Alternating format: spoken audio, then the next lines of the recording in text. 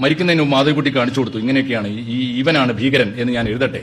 മാധവിക്കുട്ടി ആകെ പറഞ്ഞത്, മോളെ ഞാൻ മരിച്ചു പോയിട്ട് അയാളെ അറസ്റ്റ് ചെയ്ത് കൊണ്ടുപോകുന്നത് കാണരുത്, അതുകൊണ്ട് അവന്റെ പേരൊന്ന് മാറ്റിക്കോ. അങ്ങനെയാണ് സാദിഖ് അലി ആയത്.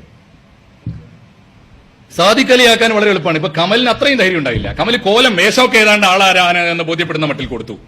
പക്ഷെ പേര് വേറെന്താ, അക്ബർ അലിയോ വേറെന്തോ ഒരു പേര് കൊടുത്തു. അക്ബർ അലിയും സാദിഖ് അലിയുമല്ല, ആ ഭീകരന്റെ യഥാർത്ഥ പേര് സമദാനിയാണ് എന്ന് പറയാൻ മലയാളത്തിന് എന്താ നാക്കുപൊങ്ങാത്തത്? ഇത് ചെറിയ കാര്യമാണോ? വ്യക്തിപരമായി ഞങ്ങൾക്കൊക്കെ അടുപ്പമുള്ളവരാവും. പക്ഷേ മാധവിക്കുട്ടിയോട് അതിക്രമം കാണിക്കാന്ന് പറഞ്ഞു. എന്താ പുസ്തകം സാക്ഷ്യപ്പെടുന്നത്? 67 വയസ്സുള്ള അമ്മയുടെ പ്രായമുള്ള ഒരാളെ പരസ്യമായി ആ കടവിനടുത്ത റിസോർട്ടിൽ കൊണ്ടുപോയി ആ ചാലിയാറിന്റെ പടവുകളിലിട്ട് ബലാത്കാരം ചെയ്യുക. എന്നിട്ട് അവർ കലഹിക്കുമ്പോൾ ഞാൻ കെട്ടിക്കോളാന്ന് പറയാം.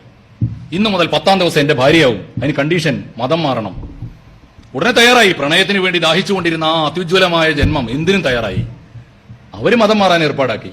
പാളയം ഇമാമിനെ വിളിച്ചു. തിരുവനന്തപുരത്തെ സൗത്ത് പാർക്ക് ഹോട്ടലിൽ ഡിന്നർ ബുക്ക് ചെയ്തു. പിന്നെ ഫോൺ എടുത്തില്ല.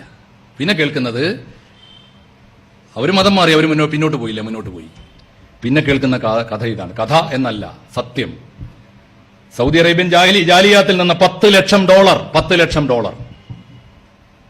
ലക്ഷം ഈ കച്ചവടത്തിന് കൈപ്പറ്റിയത്. ലോകപ്രസിദ്ധയായ ഒരു എഴുത്തുകാരിയെ ഞാനിതാ ഇസ്ലാമിലേക്ക് കൊണ്ടുവന്ന് ഏൽപ്പിച്ചു തന്നിരിക്കുന്നു. ആ കങ്കാണിയുടെ പേര് എന്തുകൊണ്ടാണ് മലയാളം മിണ്ടാത്തത്? എന്തുകൊണ്ടാണ് കേരളത്തിൽ? എനിക്ക് തോന്നുന്നു മലപ്പുറം ജില്ലയിലെങ്കിലും മുസ്ലിം ലീഗ് പോലെ ഒരു പാർട്ടിയുടെ ആപ്പീസ് പൊട്ടിക്കാൻ ഈ ഒരൊറ്റ ഇഷ്യൂ മതിയായിരുന്നല്ലോ. എന്താ